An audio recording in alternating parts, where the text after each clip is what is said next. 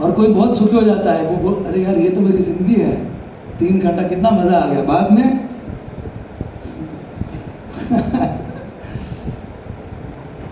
then he has to again grip with reality. तो अलग अलग लोगों को उतना सुख दुख का अनुभव होता है जितना वो मिस आइडेंटिफाई करते हैं पर्दे पे जो कैरेक्टर है उससे। पर्दे पे जो हीरो है उससे मैं कितना अपने आप का पहचान कर रहा हूं कि वो मैं हूं, उस मात्रा में उसको सुख और दुख होगा। तो भगवद गीता क्या बताती है, वो आप नहीं हो। हरि बोल। It's very relieving sir, because life is hard and life is unforgiving. ये दुनिया परफेक्टली इम्परफेक्ट बनाई है by the perfect. So we all have our challenges in life. So school में आने से हमारा रियलिस्टिक एक्सपेक्टेशन होता है, ओके ओके मैं यहाँ पे क्या कि थोड़ा मारपीट पड़ने वाला है, let's be prepared for it, how to process it, but no problem. Bhagavad Gita is not pessimistic, it is realistic and it is greatest optimism. वो सिखाता है कि अरे यार आध्यात्मिक जगत है, आ चल मैं तुझे ले चलूं ऐसे गगन के तले, जहाँ ना गम है ना आंसू है, बस प्यार ही प्यार मिले। लेकिन वो इधर नहीं मिलेगा। प्रभु जी मेरे को प्यार हुआ है, आपको कहाँ एक्सपीरियंस होगा प्रभु जी? नहीं सब फर्स्ट क्लास इंटेलिजेंस वाले लोग सुन के समझ जाते, सेकंड क्लास इंटेलिजेंट लोग दूसरे को देख के, थर्ड क्लास इंटेलिजेंट लोग एक्सपीरियंस करके समझते, फोर्थ क्लास। सो हम सब आत्मा है और हम आध्यात्मिक जगत से आए हैं, वो हमारा घर है। सो पहला तो आइडेंटिटी बदलता है, इसका बदलता नहीं, डिस्कवर करता है। क्योंकि मैं आत्मा हूँ लेकिन इस शरीर में हूँ, तो शरीर का धर्म और आत्मा का धर्म दोनों बैलेंस करके कैसे लाइफ को जीऊँ ताकि लाइफ परफेक्ट और सक्सेसफुल हो। सेकेंड, घर का एड्रेस, ये टेम्पररी हो वो परमानेंट हो। And my family is waiting for me. और रिलेशनशिप, हमारा इटर्नल रिलेशन भगवान के साथ है। इस संसार के रिश्ते बहुत इंपॉर्टेंट हैं, बहुत लविंग हैं, और हमें अपना सब कुछ उस रिश्ते में न्यौछावर करना चाहिए। लेकिन ये याद रखते रखते कि ये 50-60 साल के रिश्ते हैं। जन्म से पहले ये सब रिश्ते नहीं थे। जैसे कि हम ट्रेन में ट्रैवल करते हैं ना, तो 12 घंटे का जर्नी होता है। तो अगर हमारा कोच आया, मान लीजिए A17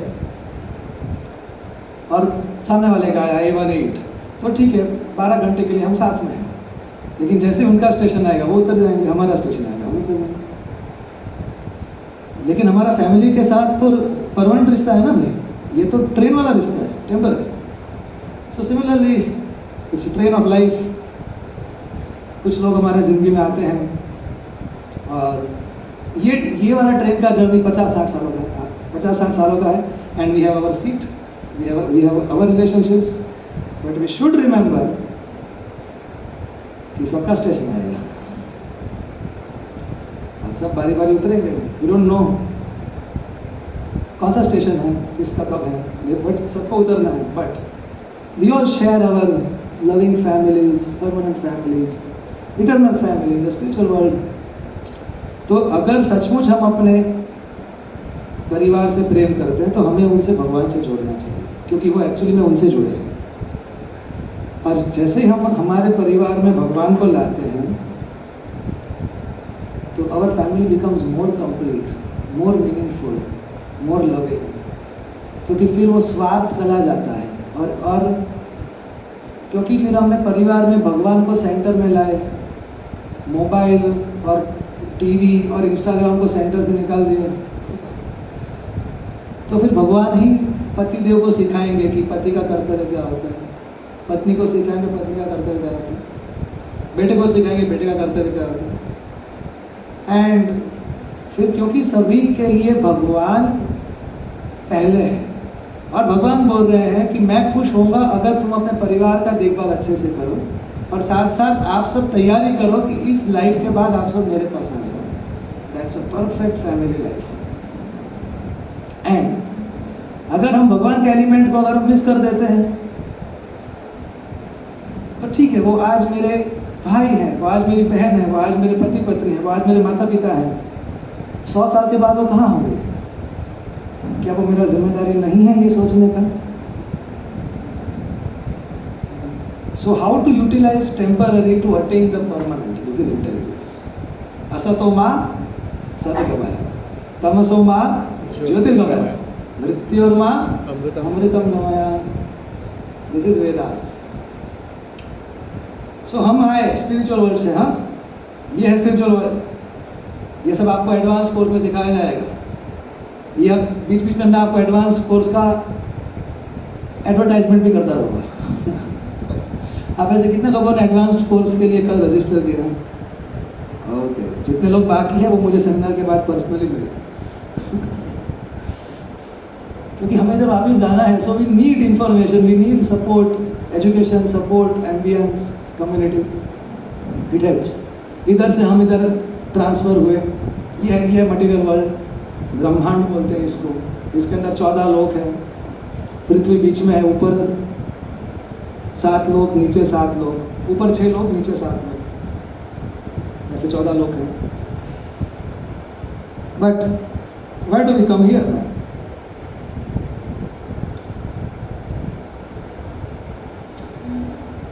सो एक बार एक बेटी थी, उसने अपने मम्मी को बोला, मम्मी आज खाना मैं बनाऊंगी। छोटी, कभी उसे ट्राई नहीं किया, लेकिन उसने अपने मम्मी को देखा है बनाते हुए। अब उधर आग होती है, गैस को जलाना होता है, सबको खिलाना भी है ना, केवल खेलना थोड़ी है। तो अगर आप वो माँ हो तो आप क्या करोगे? हम बनाने तो नहीं दे सकते, और अगर हम उसको मना कर रहे हैं तो वो रो रही है, हाथ पांव मार रही है, तो फिर क्या करने का? समझदार मम्मी क्या करती है?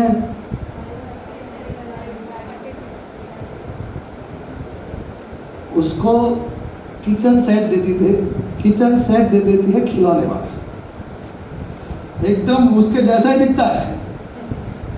उसमें भी वो होगा, मसाले डालने वाला हवेजिया होगा, उसका भी सब्जी होगा, चाकू होगा, लाइटर होगा, खेलो। और फिर वो खुशी 3 घंटे खेलती है वो, फिर उसको भूख लग जाए। 3 घंटे के बाद वो आती मम्मी के पास, मम्मी भूख लगी है। मम्मी बोले, हो नो प्रॉब्लम, चलो मैंने तुम्हारे लिए खाना बनाया। सो हमने भी भगवान को बोला, प्रभु थोड़ा मैं भी ट्राई करूँ क्या? आपका रोल थोड़ा मैं भी ट्राई करूँ।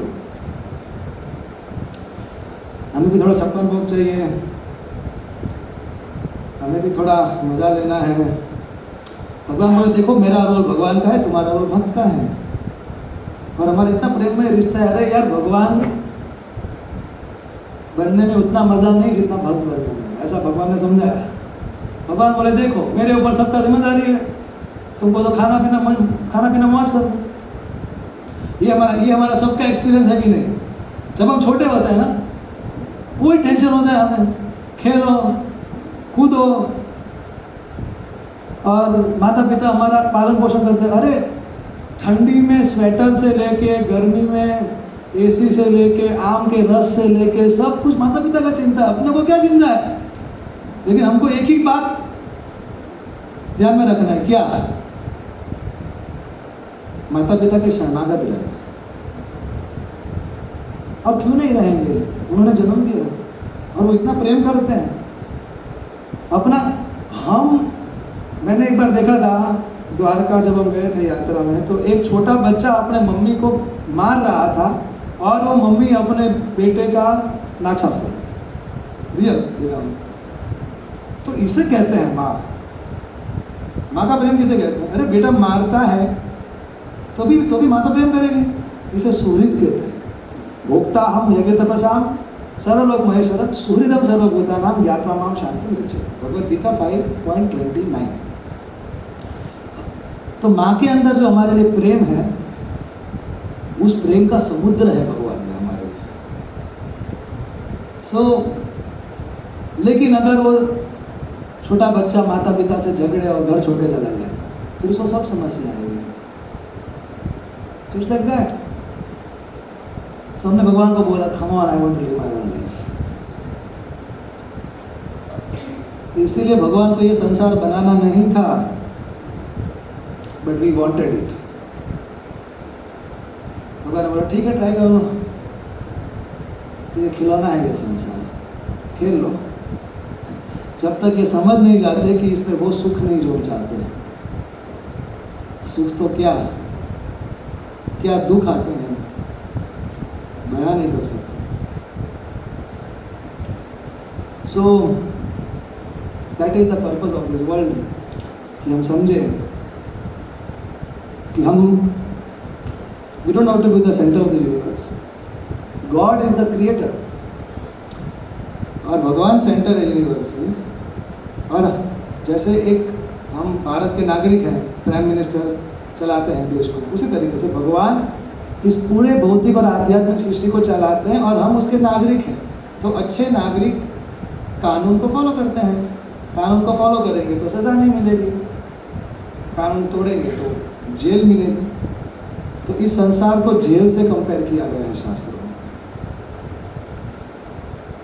में। बोले जी किधर है जेल? जैसे कि कोई भी अगर आप सिटी को प्लान करो तो बिल्डिंग का plan, theatre, hospital, college, stadium, mall, playground, road, bridge और जेल भी प्लान करना पड़ेगा ना, क्योंकि कुछ नालायक लोग होंगे। तो कोई पूछेगा अरे लेकिन जेल में इतना क्यों पैसा बर्बाद करना, इतना सारा जमीन, अच्छा है कि इसके अंदर कोई एनजीओ बना दो, कोई बगीचा बना दो, कोई मंदिर बना दो, अरे कोई तालाब बना दो, कोई पार्क बना दो, वो सब बनाएंगे लेकिन जेल चाहिए। कुछ ऐसे लोग होंगे, लाखों के भूत होंगे। बात से समझेगा नहीं?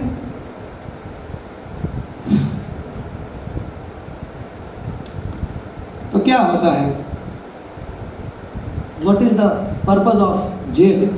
सजा देना ताकि वो सुधरे। ओके, सो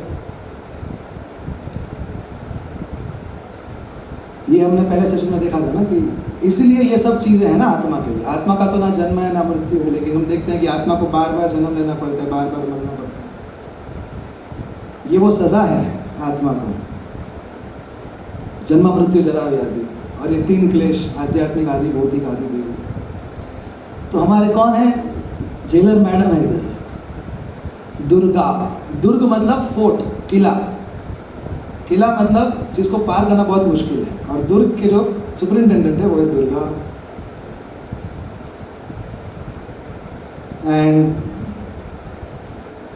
जैसे ही अगर किसी कैदी को लाया जाता है जेल में, तो सबसे पहले क्या होता है, उसके कपड़े चाहिए। तो ये कपड़ा है sir and ma'am, ladies and gentleman, boys and girls. ये जो है दिख रहा है आपको? आप जो मेरे को देख रहे हो वो आप मेरे को नहीं देख रहे हो, आप मेरे शरीर को देख रहे हो। मैं तो आत्मा हूँ, आप भी आत्मा हूँ। We are covered by this body. तो 84 लाख प्रकार के कपड़े हैं जी। कुत्ते का कपड़ा, बिल्ली का कपड़ा, कॉकरोच का कपड़ा, देवता का कपड़ा। और आपको या और मुझे कौन सा कपड़ा मिलेगा? जितना पैसा है, जितना कर्म का बैलेंस है। कर्म कॉकरोच का किया तो कौन सा कपड़ा मिलेगा? अगर कर्म देवता जैसा किया तो कौन सा कपड़ा मिलेगा? ये कपड़ा है, ये 84 लाख योनियां हैं। तो आप बोले मुझे जेल है, लेकिन ठीक है, कपड़ा तो समझ में आता है। हथकड़ी किधर है? प्रकृति के 3 गुण हथकड़ी है, सत्वगुण, रजोगुण, तमोगुण। इसे एडवांस कोर्स में और समझाएंगे डिटेल में। आत्मा अपनी स्वतंत्रता से एक्ट नहीं करती, वो प्रकृति के गुणों के प्रभाव से एक्ट करती है। जैसे कि मैं आपको एग्जांपल देता हूँ। यह हमारा सबका एक्सपीरियंस है कि पेट खराब है लेकिन सामने पानी पूरी है, समोसा है, मेरे को पता है नहीं खाना, फिर भी खा लेता हूँ। That means something is pushing me, no, that is passion, रजोगुण। कभी कभी हमारा मूड होता है कि आज थोड़ा कोई किसी को कुछ अच्छा करना है, कभी कभी मूड होता है कि किसी का कुछ बुरा करना। सो वो मूड है ना, वो मोड है, mode of goodness, mode of passion, mode of ignorance. सतन आत्मा बंधी हुई है इससे। सत्वगुण भी एक बंधन ही है, क्योंकि उसमें भी आत्मा इस संसार से बाहर नहीं निकल पाती। सो दुर्गा देवी बहुत ही कृपालु हैं, हमें इससे दुख देती रहती है ताकि हम अपने घर को याद करके वापस निकले, वरना तो फिर हम जेल में ही फिर हम सेटल हो जाएंगे।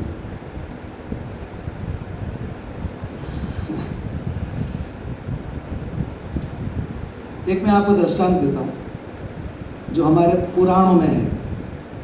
एक व्यक्ति के पीछे एक बार बाघ पड़ा, टाइगर। वो दौड़ते दौड़ते पहाड़ी के ऊपर पहुंच गया और वो पहाड़ी से कूद गया बचने के लिए, और जो भी हाथ में आया उसने पकड़ लिया। तो एक डाली बाहर निकली हुई थी, वो उसने पकड़ लिया, उसको थोड़ा रिलीफ हुआ। तो ऊपर देख रहा है तो बाघ उसको खुले मुंह से देख रहा है, तो वो सोचा चलो बाघ बचा। तब उसने नीचे देखा तो नीचे तालाब में मगरमच्छ मुंह खोल के राह देख रहा है।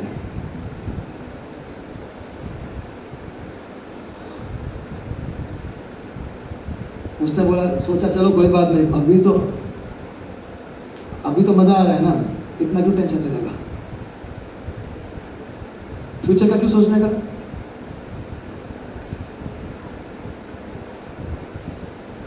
एंड फिर टक टक टक आवाज आने लगा। तो दो चूहे थे, एक का रंग सफेद, एक का रंग काला। वो जो जिस डाली पे वो टंगा था उसको काट रहे हैं। क्या दिन है उसका। चलो वो भी ठीक था, लेकिन ऊपर से जब वो नीचे आ रहा था तो एक मधुमक्खी का छत्ता था, उसके ऊपर उसका पैर लग गया और वो फूटा, और वो जहाँ पे टंगा था तो सभी मधुमक्खी आके उसको काट रही। और इस सब के बीच में वो मधुमक्खी का जो छत्ता था उसमें से एक मधु का बूंद गिरने वाला था। तो उसने अपना जीभ बाहर निकाला और मधु का बूंद उसके जीभ के ऊपर पड़ता है, तो आंख बंद करके सोचता है एवरीथिंग इज फाइन। अब शास्त्र इसका एनालिसिस कैसे करता है। वो जो टंग रहा है वो कौन है। वो है प्रभु जी, अपने को क्या, वो हम हैं। वो पीछे जो बाघ पड़ा है वो क्या है, वो कर्म है। नीचे जो क्रोकोडाइल है वो कौन है, वो मृत्यु है। वो जो डाल है वो क्या है, वो हमारा शरीर है। हम तो आत्मा है ना कि जो लटकी है। और वो सफेद और काले चूहे कौन है, दिन और रात है। ये मधुमक्खी कौन है, ये हमारे रिश्तेदार हैं। जो लिखा है वो बता रहा हूं, बहुत अच्छे शब्दों में बोला मैंने। जो डसते रहते हैं। और वो जो मधु है वो क्या है, इस संसार का सुख, एक बूंद जितना है और इतना दुख है। इतना बूंद सुख मिले तो जी क्यों इतना सीरियस क्लास लेने का। आपको मजा करो ना प्रभु जी, आप भी चिल मारो। ये लो ठंडे पियो प्रभु, ठंडे हो जाओ। आपके वेलकम ड्रिंक में ठंडे था ना, इसलिए भाई इट्स नॉट। कुछ तो बोलते इसको बहुत पेसिमिस्टिक ऑर्गेनाइजेशन। आधा ग्लास भरा है ऐसा बोलो ना। आप क्यों बोल रहे आधा ग्लास खा लिया। अरे हम बोल रहे ग्लास में पानी है ही नहीं, तुमको नंबर आया है। That is Maya, that is illusion. भरा हुआ ग्लास तो ऊपर है। यहाँ इस संसार में इतना ही सुख मिलता है जितना एक आत्मा को बेवकूफ बना के इतने सारे दुख से बांधा जाए। So this is our reality.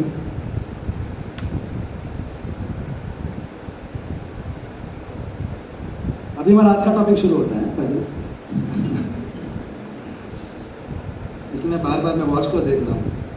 आज थोड़ा 10-15 मिनट ऊपर जाए तो चलेगा क्या।